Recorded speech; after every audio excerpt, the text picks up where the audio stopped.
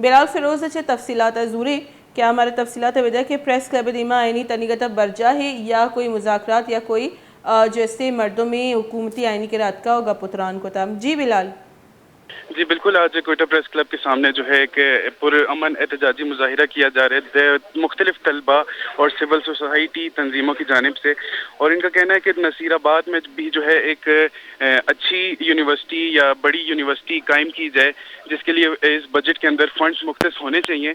और उन्होंने मजीद कहा कि नसीराबाद में अभी तक कोई इस तरह की यूनिवर्सिटी मौजूद नहीं है और तलबा को दूर सफ़र करके दूसरे डिस्ट्रिक्ट में जाकर तालीम हासिल करना पड़ रही है। लिहाजा नसीराबाद में भी ऐसी एक यूनिवर्सिटी का क़याम बनाना अहम ज़रूरी है। जी बिलाल, इनसे बात करने के लिए कोई जो है इंतज़ामिया की जानिब से आया है?